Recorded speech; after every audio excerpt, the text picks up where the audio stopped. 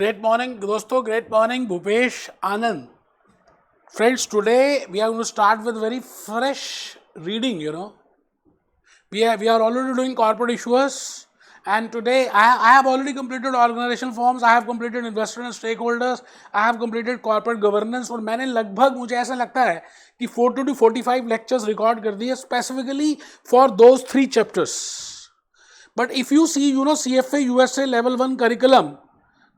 Within corporate issuers, when I say corporate issuers, no doubt the first chapter is organizational forms. We will be just watching that.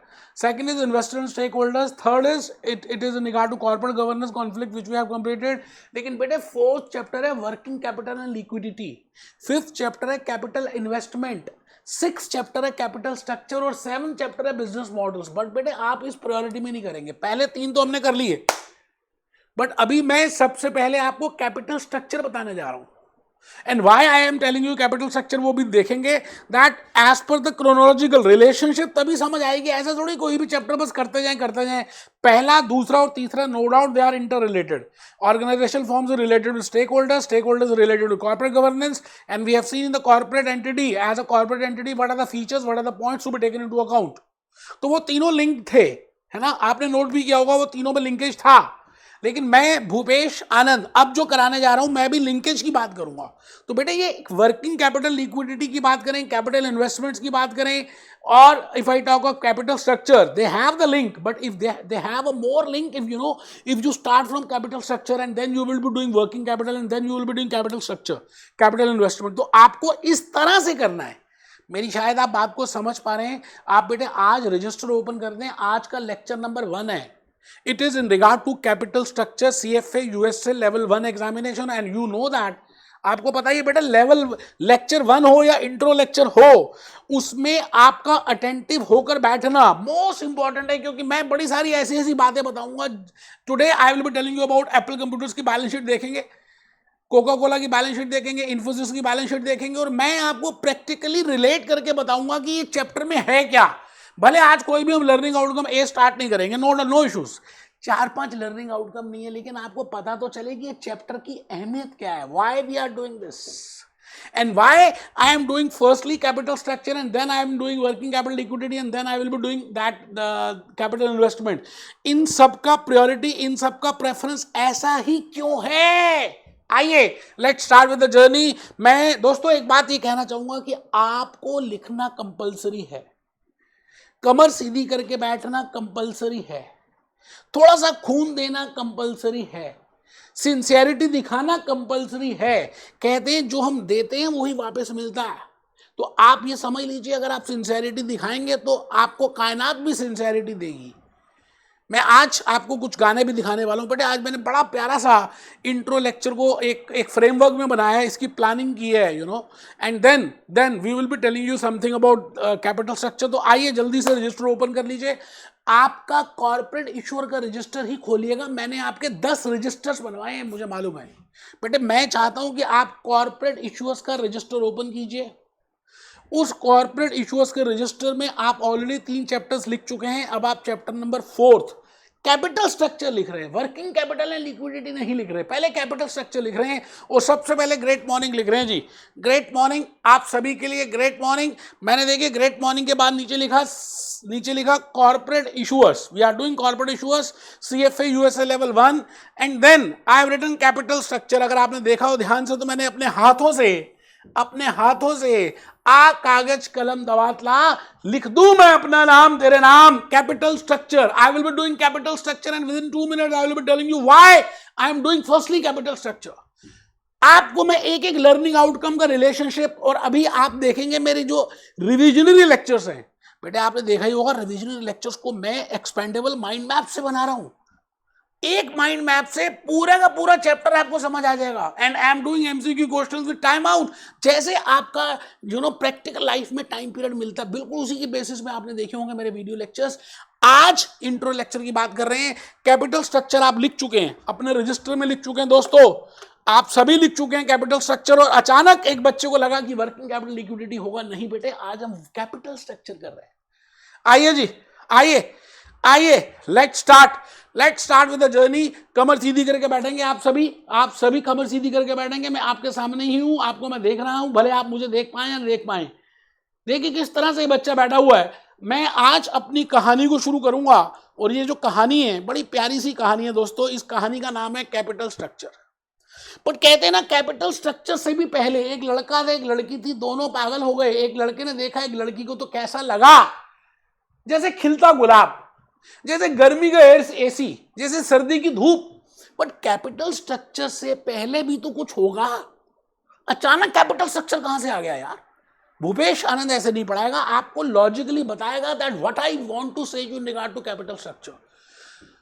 And capital structure का जन्म कहां से हुआ। खाली chapter को पढ़ना एक बात है, लेकिन चैप्टर के पीछे रेलेवेंस समझना, लॉजिक समझना, कंसेप्ट समझना, उसके पीछे कारण समझने से आपको लेवल 1, लेवल 2, लेवल 3 की एनर्जी आएगी। तो आप सभी क्या लिख चुके हैं कैपिटल स्ट्रक्चर? बेटे मैंने 5 स्टार्स, अच्छा 3 स्टार्स लगाए कैपिटल स्ट्रक्चर में, क्योंकि कैपिटल स्ट्रक्चर अपने में बड़ा इंपॉर्टेंट है। अच्छा ये अभी लेटेस्ट ऐड हुआ है, पहले इसका नाम था कॉस्ट ऑफ कैपिटल। अब इन्होंने ना चालाकी करी है, अभी बताऊंगा क्या चालाकी करी है। कॉस्ट ऑफ कैपिटल तो अभी भी डाला है, लेकिन ये समझदार बन रहे हैं यार सीएफए इंस्टीट्यूट वाले बहुत ज्यादा, you know. Now the point is आपसे ये क्या पूछ रहे हैं, जैसे आपसे पूछेंगे कि आप एडिशन और मल्टीप्लिकेशन के सम करो। अच्छा एडिशन मल्टीप्लिकेशन पहले क्या था? पहले नंबर्स भी थे, टेबल्स भी थे, फिर सम कराते थे। अब खाली सम करा रहे हैं। बेटे वो पहले वाली चीज है ना, सारी प्रीरिक्विजिट में डालते जा रहे हैं। अभी मैं बताऊंगा कैसे प्रीरिक्विजिट में डाल रहे हैं। पहले आप कैपिटल स्ट्रक्चर का स्टार लिखिए, 3 स्टार्स। आइए कहानी किस्मत की कुछ इस तरह से शुरू होती है दोस्तों, कुछ इस तरह से शुरू होती है। अभी हम देखेंगे, करिकुलम से देखेंगे, स्क्वाइजर से देखेंगे, सब देखेंगे। पहले आप मेरे नोट्स में आ जाइए। मैं भूपेश आनंद, I think we have already covered first chapter and I have discussed in so detail, you know, I have discussed the revisionary, Esquire, curriculum, सब कुछ किया हमने। Organizational forms, corporate issuer features and ownership. Chapter number 2 था investor and other stakeholders. Chapter number 3 था corporate governance, conflicts, mechanism and risk and benefits. बेटे ये पहले 3 chapters, ये पहले तीन कागज कलम दबात ला। बेटे ये पहले 3 अगर आप ध्यान से देखें तो first 3 chapters are inter related. That's why मैंने इनको इस एक ही प्रायोरिटी में किया। लेकिन अगर आप चैप्टर नंबर 4 से देखें, चैप्टर नंबर 4 से, जिसको मैंने चैप्टर नंबर 4 बोला है ना, वर्किंग कैपिटल, पहला चैप्टर है working capital and liquidity, capital investment and capital allocation, and capital structure is chapter number 6, but I will be firstly doing chapter number 6, then I will be doing working capital and liquidity, और उसके बाद मैं करूंगा capital investment and capital allocation। आराम से बेटे, आराम से। मैं भूपेश आनंद आपके सामने ये 3 चैप्टर्स करने वाला हूं। पहले कैपिटल स्ट्रक्चर करेंगे, धीरे धीरे सब पता चल जाएगा why I am doing capital structure. बस आप आराम से मेरी बात को सुनेंगे। In this capital structure, you know, there are I have prepared some concepts and there are only 4 learning outcomes, ज्यादा है ही नहीं बेटे। लेकिन 4 लेक्चर्स नहीं लगेंगे, क्योंकि इसमें इन्होंने कुछ और, मतलब आप समझ लीजिए कुछ तो बातें प्री रिक्विजिट में डाल दी। जैसे पहला calculated intermediate weighted average cost of capital. अच्छा पहले ना क्या कॉस्ट ऑफ कैपिटल होता था, अब इन्होंने इसका खाली लिख दिया वेटेड कॉस्ट ऑफ कैपिटल। अब आप ये बताइए वेटेड कॉस्ट ऑफ कैपिटल कैसे निकालेंगे, unless and until you know that how to calculate cost of capital. आप किसी बच्चे के एवरेज मार्क्स कैसे निकाल सकते हैं जब तक आपको इंडिविजुअल मार्क्स नहीं पता हो। 12th क्लास में एक स्टूडेंट ने अभी एग्जामिनेशन दिया और श्रीराम कॉलेज ऑफ कॉमर्स में उसको एडमिशन लेना है। आप मुझे एक चीज बताइए, how you can calculate weighted average unless and until you are aware of कि उसके अकाउंट्स में कितने हैं, मैथ्स में कितने हैं, इकोनॉमिक्स में कितने हैं, बिजनेस स्टडीज में कितने हैं। You can not calculate you know average. अब इन्होंने यहाँ पे चालाकी करी है, क्योंकि वेटेड के लिए आपको कॉस्ट ऑफ कैपिटल का पता होना चाहिए। वो कहता है अपने आप करो, वो भाई साहब वो प्रीरिक्विजिट में डाल देंगे। It means cost of debt, cost of equity, cost of preferred stock, cost of this, and how to calculate the weights, and then we calculate weighted cost। तो इन्होंने स्टार्ट ही किया वेटेड कॉस्ट से। तो कोई बात नहीं दोस्तों, ये चालाकी कर रहे हैं तो हम कम थोड़ी है किसी से। मैं भूपेश आनंद, क्योंकि वो प्रीरिक्विजिट्स वेटेड कॉस्ट आपको समझ ही नहीं आ सकता अनलेस एंड अंटिल आपको इंडिविजुअल कॉस्ट पता हो। तो मैंने क्या किया, इसके 2 काम किए। एक तो जब मैं वेटेड कॉस्ट बताऊंगा, you know, in CFA USA level 1 के रिकॉर्डिंग जब मैं करूंगा लेक्चर 2 लेक्चर 3 ऑनवर्ड्स, तो मैं वहां पर भी कॉस्ट ऑफ कैपिटल या कॉस्ट ऑफ डेट या कॉस्ट ऑफ इक्विटी या के बारे में बताऊंगा। अच्छा, इसके साथ साथ आपको थोड़ा सा याद होगा, मैंने fundamental of accounts and finance module start किया था in portfolio management. I have covered 15 concepts in regard to. तो मैंने क्या किया, बेसिक कंसेप्ट्स, अगर आप नॉन कॉमर्स बैकग्राउंड से हैं, है ना, या आप सीएफए नहीं भी कर रहे और आपको कुछ जानकारी चाहिए फाइनेंस की, इन्वेस्टमेंट की, पोर्टफोलियो की, अकाउंट्स की, तो मैंने दोस्तों आपके लिए basic financial accounts and financial module prepare किया हुआ है। और मैंने ऑलरेडी बड़े सारे उसमें बेसिक कंसेप्ट कवर किए हैं। अगर आप ध्यान से देखें तो बेटे वो बेसिक कंसेप्ट कहाँ है, अभी देख लेते हैं वो बेसिक कंसेप्ट कहाँ पर है। मैं दोबारा से उसको डाउनलोड में मैंने अभी किया था, मेरे को समझ नहीं आ रहा कहाँ चला गया। कॉर्पोरेट इश्यूज, ये रहा बेटा,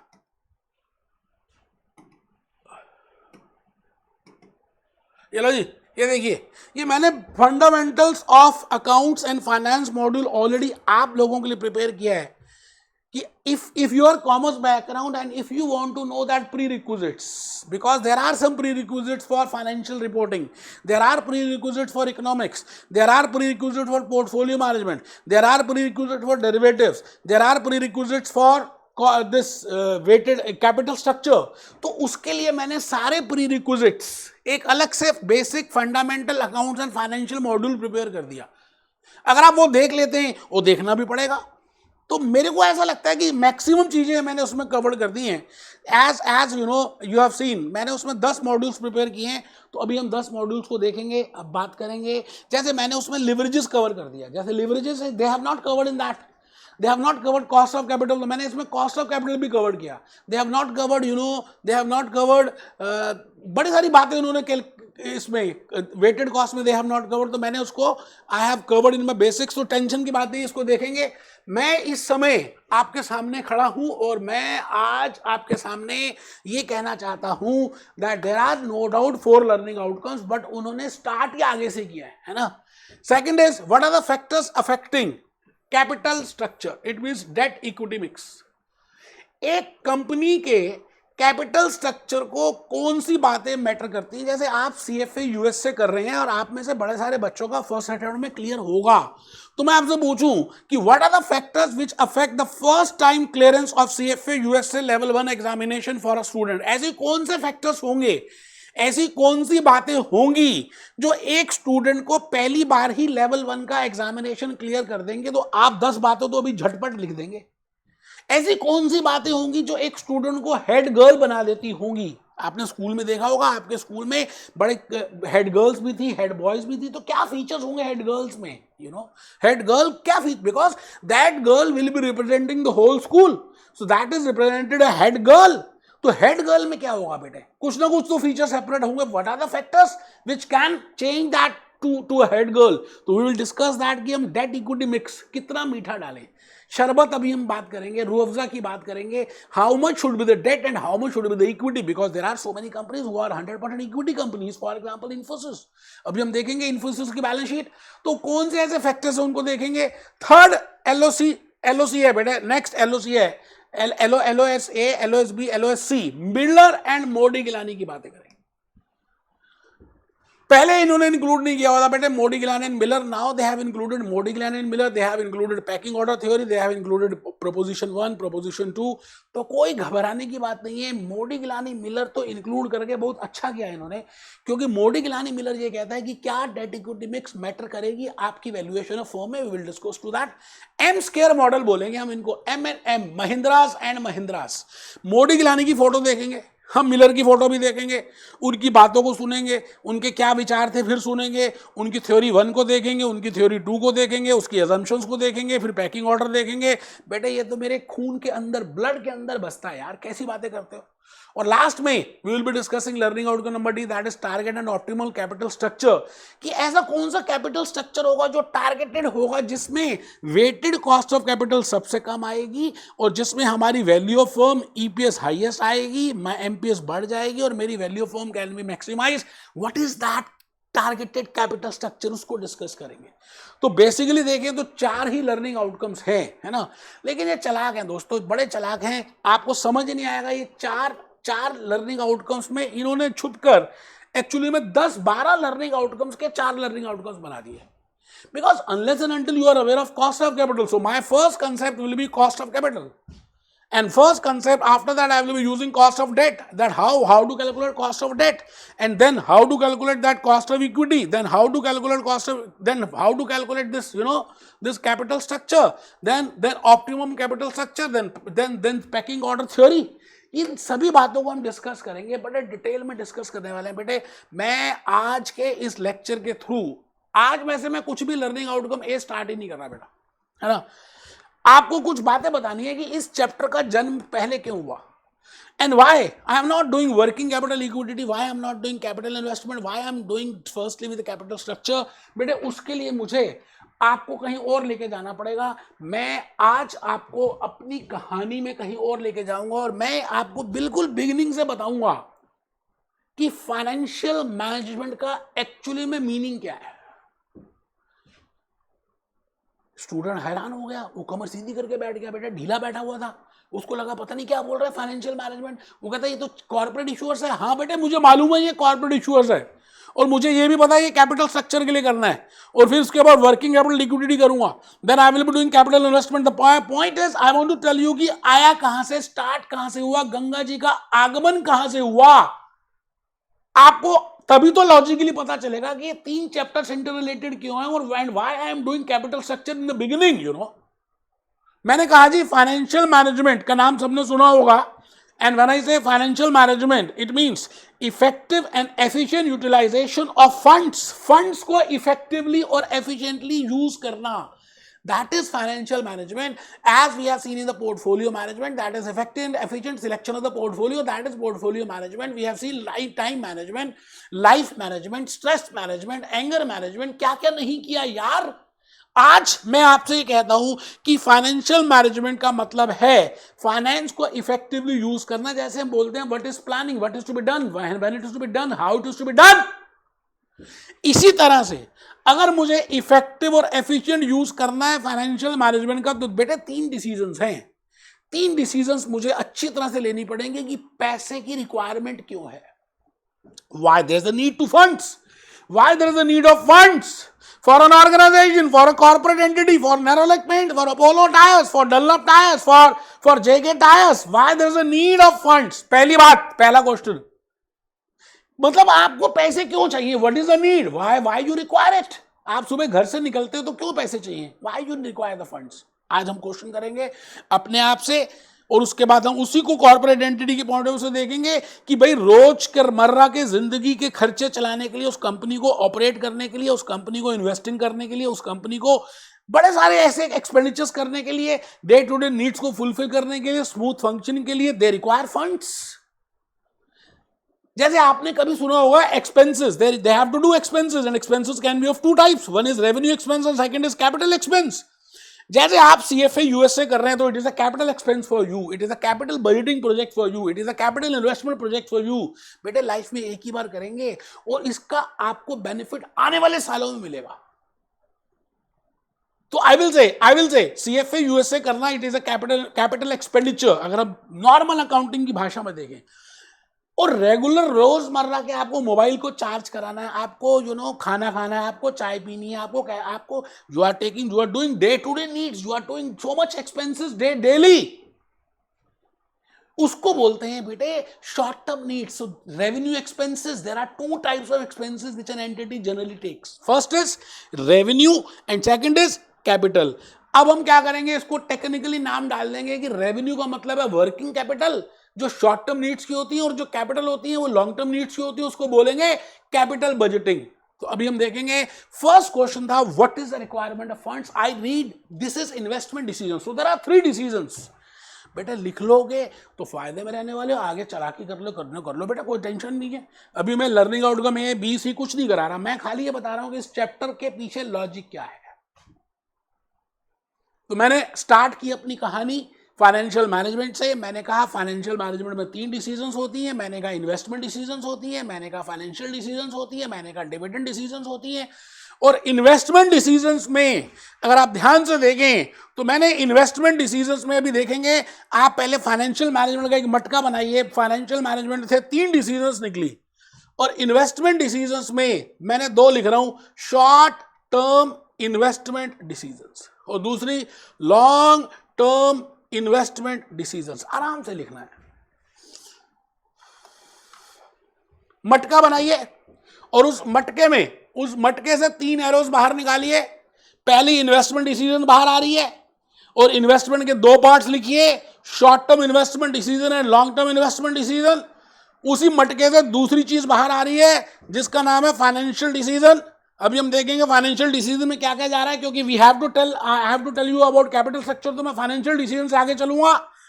और जो तीसरी बात वहां से निकल रही है उसका नाम है dividend decision. So there are 3 decisions actually में। As a finance manager, I have to take 3 decisions. One is investment decision, second is financial decision, and third is dividend decision. बेटे अगर आप बेसिक फंडामेंटल जो मैंने कराए हैं, fundamental of accounts and financial module अगर आप देखते हैं, मैंने वहां 10-12 कंसेप्ट रखे इस पर्टिकुलर चीज को समझाने के लिए, तो आपको और ज्यादा क्लियर होगा। मैंने सारे लेक्चर वो भी अपलोड कर दिए यूट्यूब में कि आपको बेनिफिट हो। अभी मैं ये dedicated customise CFA USA level 1 के लिए कर रहा हूं, बट प्री रिक्विजिट्स मैंने सबके लिए किए हैं। Whether you are doing CFA USA और not, you have to do that. CFA USA में हम उसको प्री रिक्विजिट्स बोलते हैं। अगर आप CFA नहीं भी कर रहे तो जो नॉर्मल इंसान है यार उसको भी तो पता होना चाहिए, उनके लिए भी वो नॉर्मल लेक्चर्स हैं। आप भी देख सकते हैं, वो बच्चे भी देख सकते हैं। मैंने कहा 3 डिसीजंस हैं, पहली इन्वेस्टमेंट है, दूसरी फाइनेंशियल है, तीसरी डिविडेंड है। अब मैं आ गया जी फाइनेंशियल डिसीजन से नीचे नीचे नीचे नीचे नीचे नीचे नीचे नीचे नीचे। बेटे फाइनेंशियल डिसीजन का अच्छा 3 क्वेश्चंस थे। एक बच्चा कहता है 3 क्वेश्चन है, आपने एक ही बताया। मैंने कहा जी पहला क्वेश्चन था what is the need of funds, why you require funds. I require funds because of investment decisions, क्योंकि मुझे इन्वेस्टमेंट्स करनी है। इन्वेस्टमेंट का मतलब होता है long term investment and short term investment. Short term investment को हम बोलेंगे वर्किंग कैपिटल, जो अभी हम करने वाले हैं working capital and liquidity, because I require liquidity needs, I require working capital, I require funds for day to day needs. एक छोले भटूरे बेचने वाले को कितने वर्किंग कैपिटल चाहिए, टी वेंडर को कितनी चाहिए, अपोलो टायर को कितनी चाहिए, भूपेश आनंद बताएगा। I will tell you how to calculate that. पहले आप ये तो समझ लो कि why there is a need. And second is long term investment को बोलेंगे capital allocation needs, capital investment needs, जो अभी हम नेक्स्ट चैप्टर करेंगे।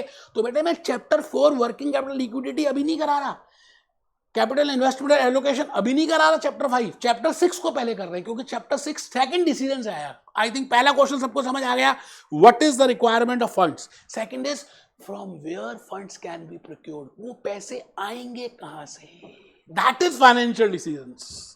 So I, as a corporate entity, we have seen that I can procure the funds either by equity or by debt. It means I can issue common stock or I can borrow the funds from the bondholders. I can get the funds from bondholders. So the point is, as a CFA, as a chartered holder, as a finance manager of an entity, I have to decide that how much should be debt I should raise and how much should be the equity. It means how much should be the debt equity mix. How much should be the optimum debt equity mix? मुझे अब ये decide करना है कि date का proportion कितना रखें और इक्विटी का कितना रखें, बिकॉज इक्विटी के कुछ प्लस माइनस हैं। मतलब आप ज्यादा छोले भटूरे खाएं या ज्यादा पिज्जा खाएं, पिज्जा के अपने प्लस माइनस हैं, छोले भटूरे के अपने प्लस माइनस हैं।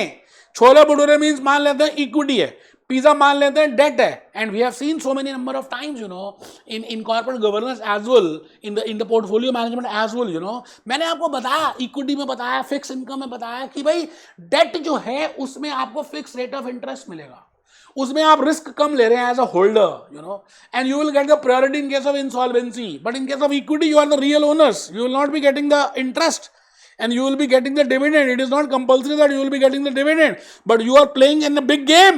Debtor, bond holders, they are not playing a big game. Equity holders, they are playing a big game. So there is a difference between that. Now as an entity, as an organization, as a corporate company, as a limited company, as a public limited company, now you have to see कि आपको $10 million चाहिए. Now from where those $10 million I can get? Whether I should go for equity capital, whether I should go for common shares, whether I should issue common share certificates, equity shares, or whether I should get it from debt.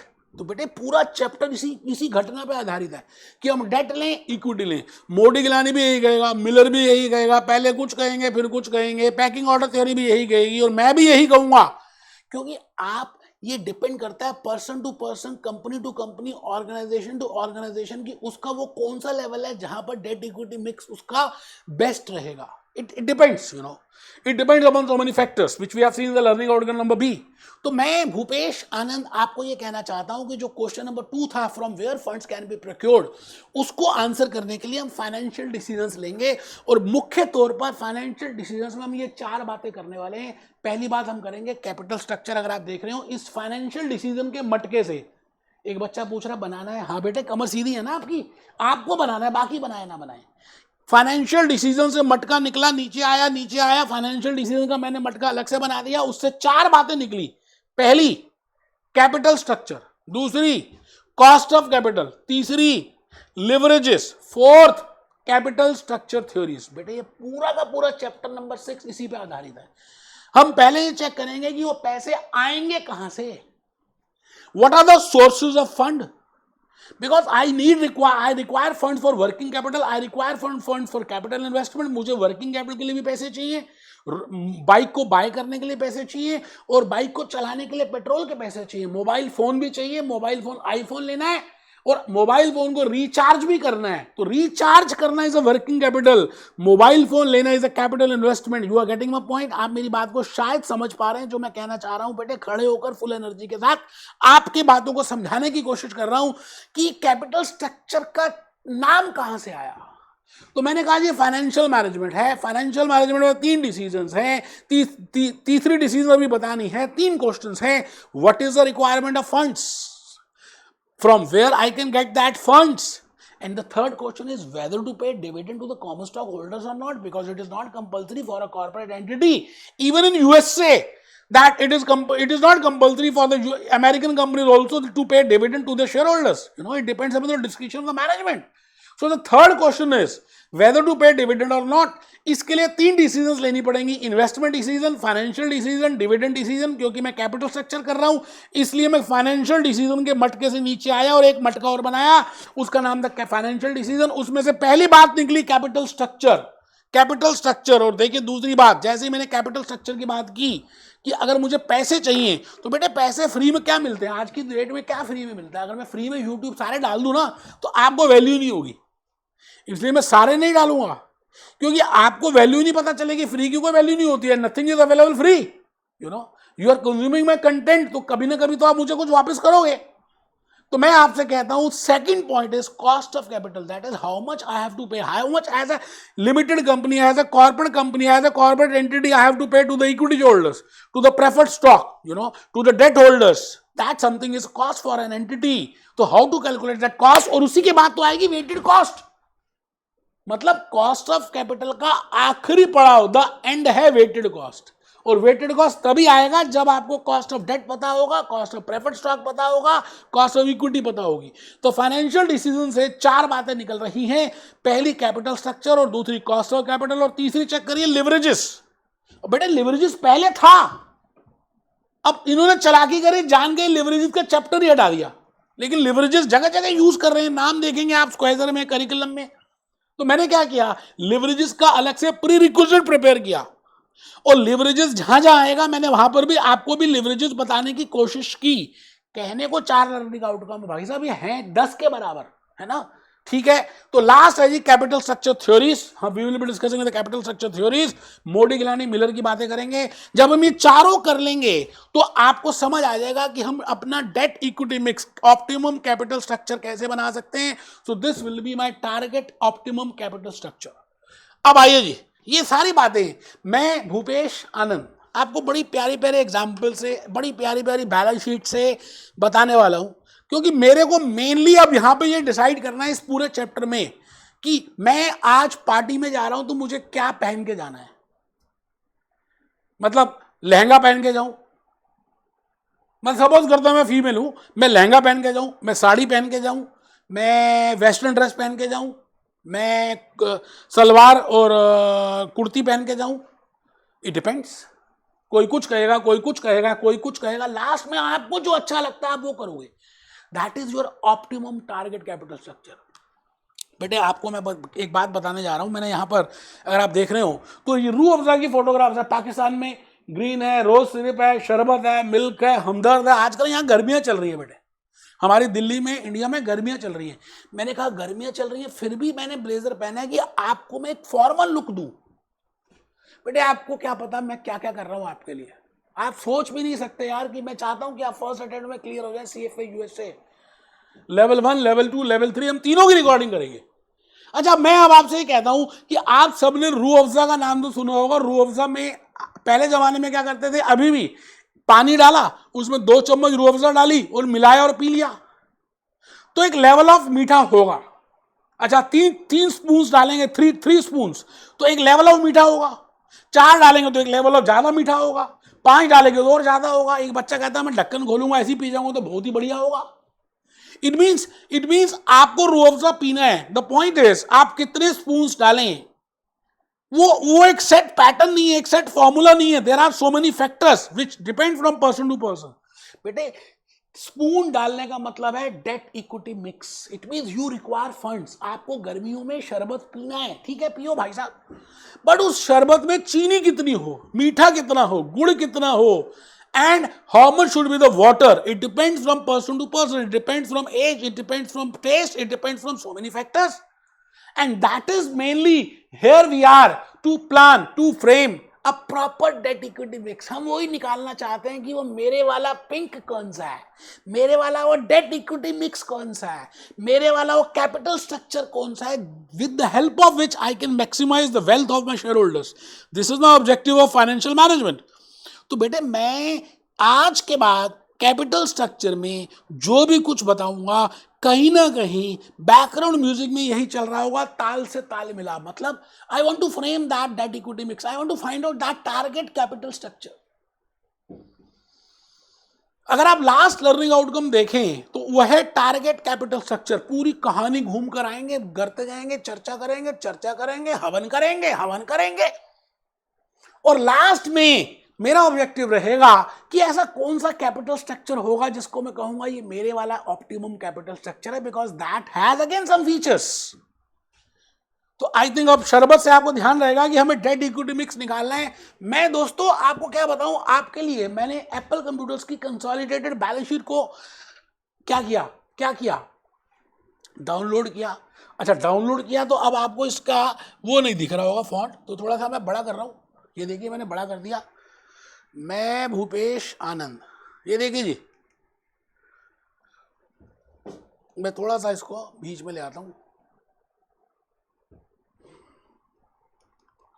हम यहाँ नहीं आ रहे, सीधा मैं balance sheet पे जा रहा हूँ एप्पल कंप्यूटर्स की, क्योंकि मेरे को बैलेंस शीट से दिखाना है कि इनके कितने they have how much they have equities and how much they have debt कितना है, डेट कितना है और वो कितना है। करंट एसेट्स में आ गए जी, ये देखो करंट एसेट का मतलब होता है वर्किंग कैपिटल।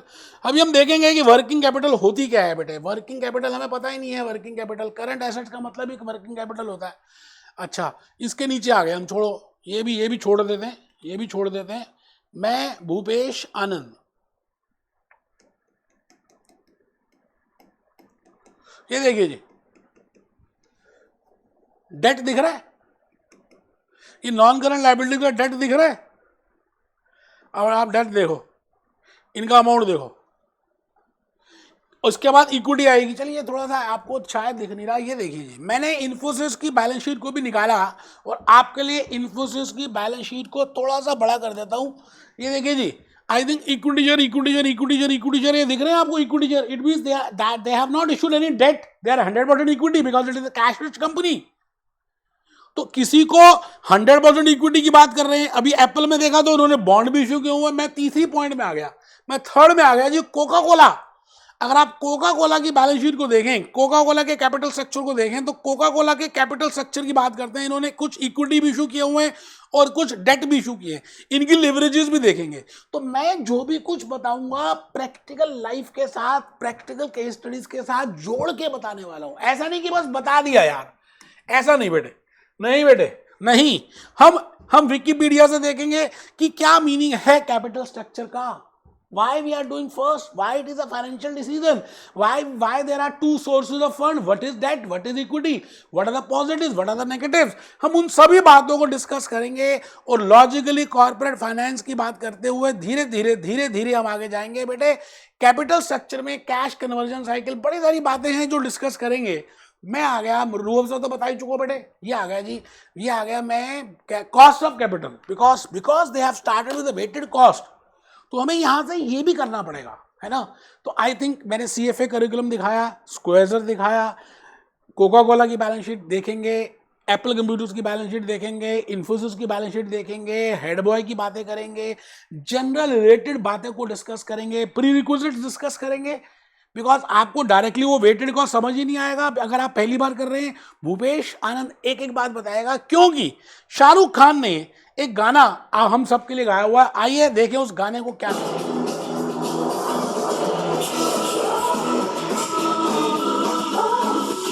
आपने बताना है कि मूवी कौन सी है कमेंट में, और आपने बताना है कि इस मूवी से क्या सीखने को मिला, इस गाने से क्या सीखने को मिला, रिलेट करके कि ये CFA के लिए है, ठीक है जी।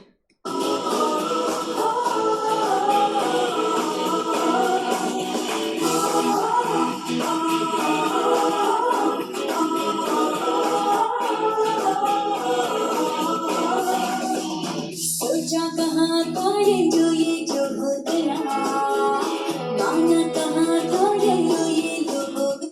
जो सोचा था वो हो गया, वो ये कह रहे हैं, जो माना था वो हो गया, इनका सपना था और वो हो गया। इट मीन आपका सपना CFA USA बनने का, तो 100% you will be becoming a chartered accountant, but आपको पहले सपना मानना है।